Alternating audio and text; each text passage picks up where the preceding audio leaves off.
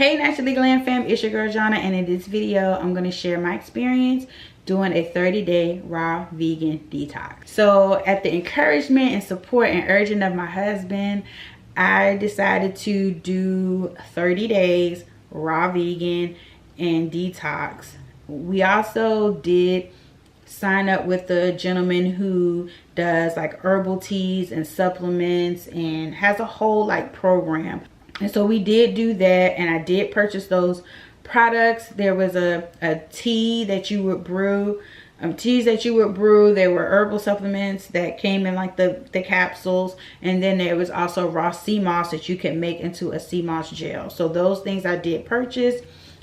You don't need to do that, and I'm not trying to promote him or that.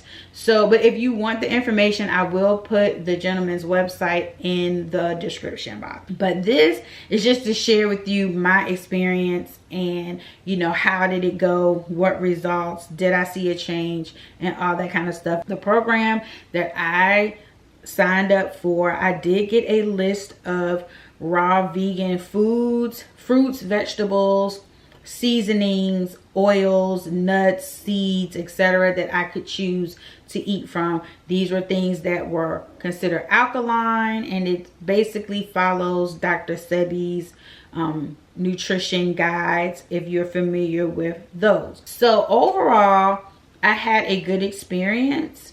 I don't have any complaints. Throughout the time of the 30 days, there were some challenges that I experienced, but overall, I found that I felt better and I saw improvement, especially with my thyroid symptoms that I had been experiencing. So the previous year, you know, I was going through a lot of stress, and I also did get COVID. I have Hashimoto's, which is the autoimmune disease that attacks your thyroid and causes your thyroid not to function, underfunction. That can cause a lot of symptoms when your thyroid is not functioning, because it slows down your metabolism extremely, which can cause, you know, extreme fatigue. It causes weight gain, and I think over that last year or so before I started the detox, I had probably gained 40 pounds, which is a lot.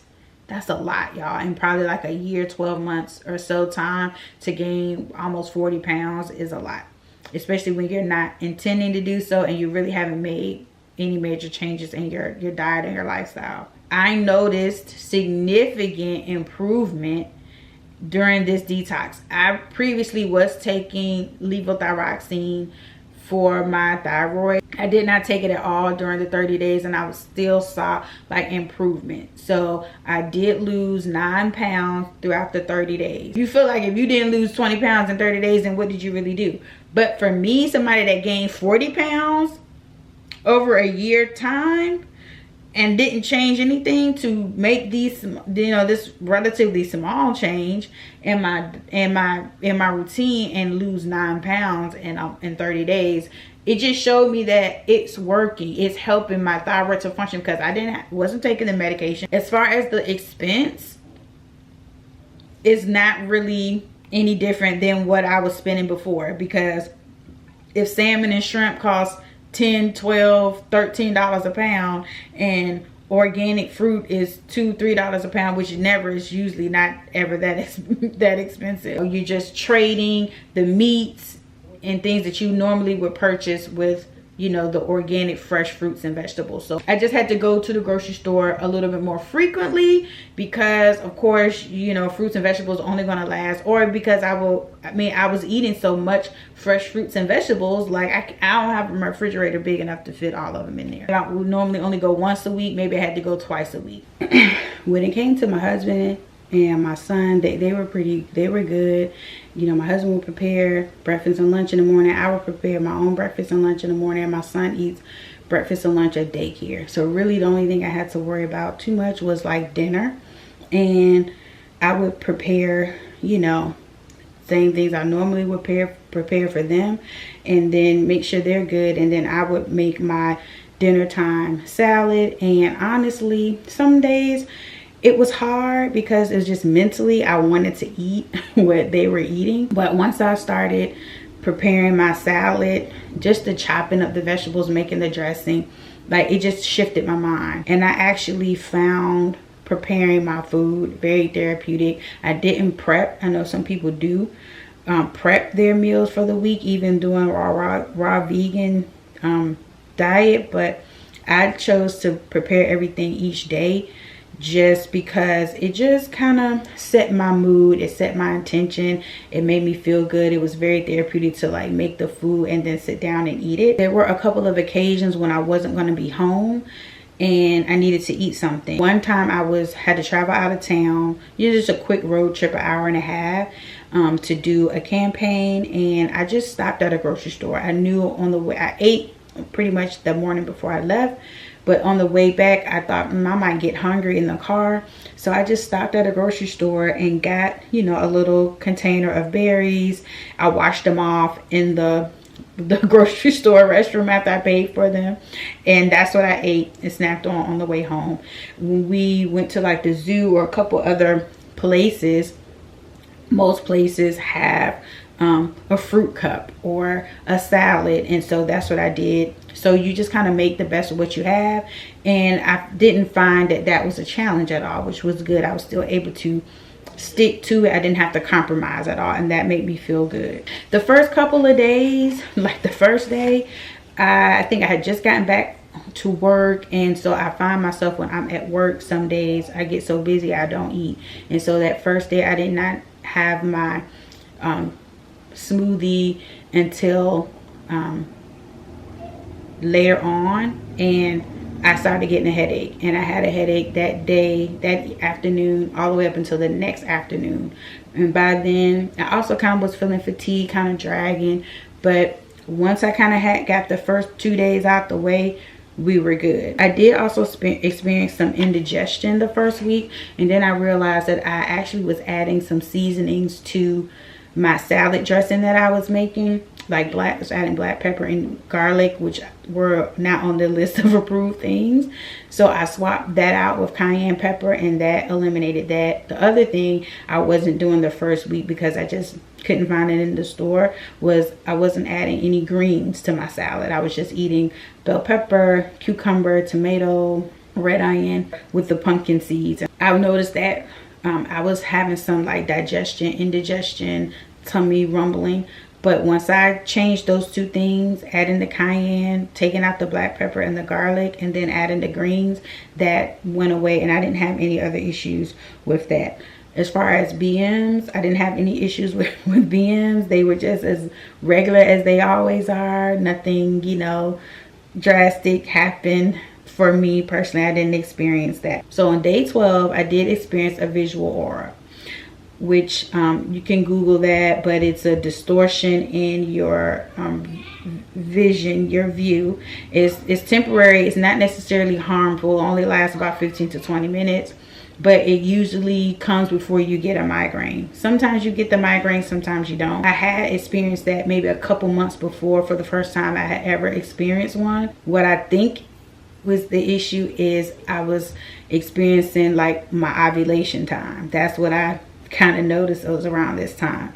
I also had like headaches, fatigues, and I started having like the ovulation cramps, and for the ladies that are familiar with that. So I think the visual aura is more so connected to that than me doing a detox or anything. And around like day 16, 17, 18, I didn't add banana to my smoothie because I couldn't get to the store, and I started having a headache.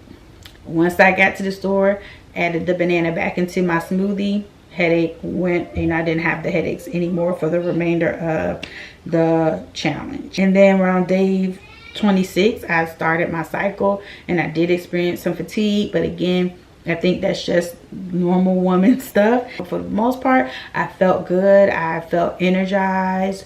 I didn't have the fatigue. I didn't have the brain fog. I just felt really good. And by the time I got to the end, I was ready to, I started walking while I was at work, which I had done in the past and just never really had the energy to do it. For the most part, I kept my meals very simple.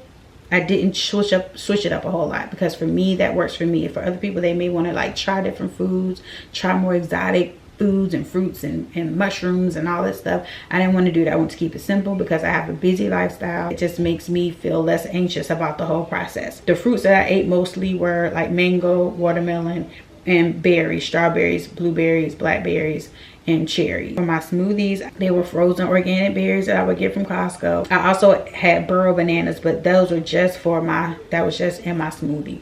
So in the morning, I would drink like 2 cups of water, and then I would drink my teas that I would drink that came with the program I was doing. I would drink the teas, then I would eat just fruit, really like a mango, some watermelon, maybe some cut up berries. Then for lunch, I would have my smoothie, which would be the burro banana, coconut milk, frozen berries, a fig, a date, some hemp seeds, some maca root powder, usually if I had it, and the sea moss gel, spring water, boom. That would be my smoothie. I may or may not have some more fruit in the afternoon. I have a couple Brazil nuts. And then for dinner, I would make my salad, which would either be kale or romaine lettuce, cherry tomatoes, bell peppers, cucumbers, and some pumpkin seeds, raw vegan sprouted pumpkin seeds. And I would make my own little salad dressing with like some tahini, date syrup, cayenne pepper, a little coconut milk, some salt, you know, pink Himalayan sea salt, and some other little herbs and spices or whatever. And I would stir that up, maybe a little avocado oil, and that would be like my dressing, and then that would be it. And I may have like some frozen cherries as like a dessert. The things that I could easily find in the store that weren't too expensive, that's what I stuck with, and that's how I made it through. Like the burro banana was probably the only thing that was harder to find, because I would have to go to an international market just to buy those, because they do not sell them in the store. That was my experience. And honestly, since stopping it, I did have eaten other foods, and I don't like the way I feel. I start feeling sluggish. My tummy starts feeling bad.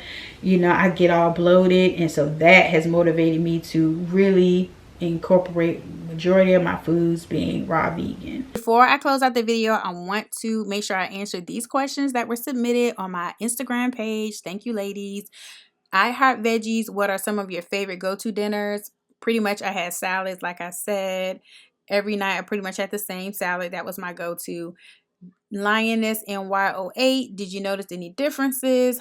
I didn't notice any differences in my skin or my BMs. They pretty much were the same. But like I said, I did see improvements in my energy, my mental clarity. Okay, and then last, Apple Mac G.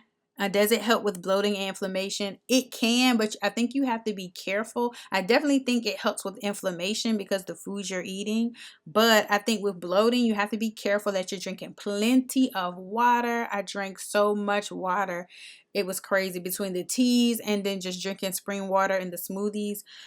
Though you have to be careful, you know, make sure you're staying hydrated, because the foods you're eating have tons of fiber and stuff in them.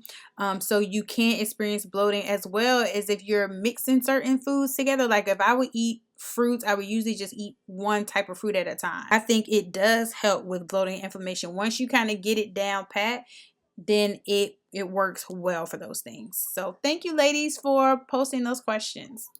So I hope you guys found this video helpful. If you have more questions, feel free to leave them in the description box below, and I will try to answer your questions as best I can. All right, so thank you guys so much for watching, and I'll see y'all in the next video. Bye.